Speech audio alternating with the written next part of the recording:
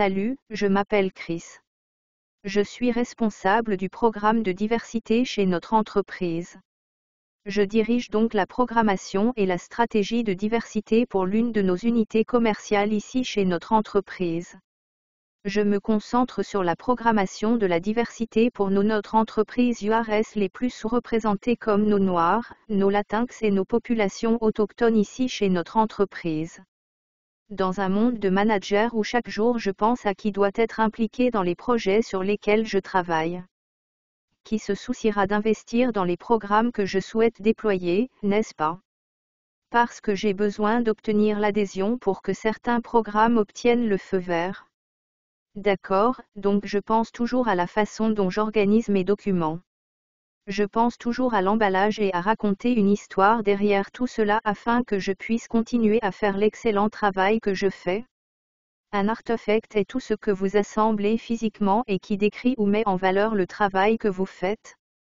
Cela pourrait donc être un document qui est, disons, un résumé ou simplement un aperçu du travail que vous faites ou cela pourrait être quelque chose d'aussi tactique qu'une feuille de rôles et de responsabilités, n'est-ce pas?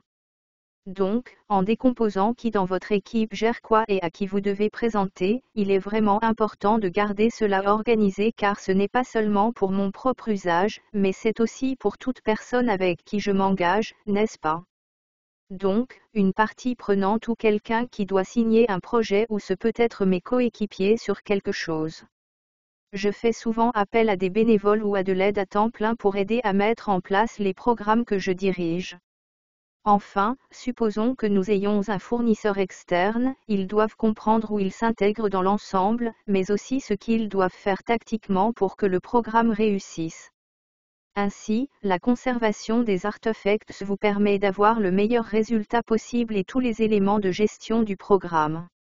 Et quelle que soit cette pièce, vous voulez également pouvoir présenter votre travail à la fin, de sorte que lorsque vient le temps d'obtenir éventuellement plus de budget pour un programme ou de passer au niveau supérieur du programme, vous ayez une bonne base pour vraiment comprendre d'où vous avez commencé et jusqu'où vous êtes allé.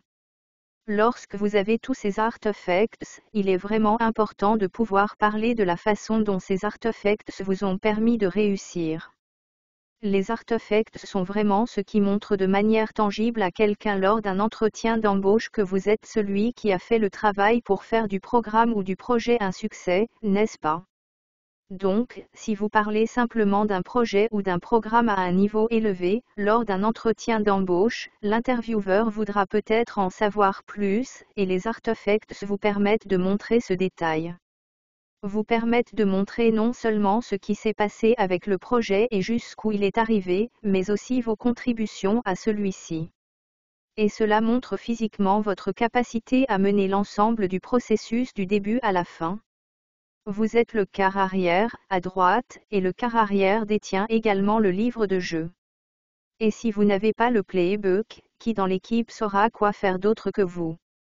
Vous dirigez le spectacle.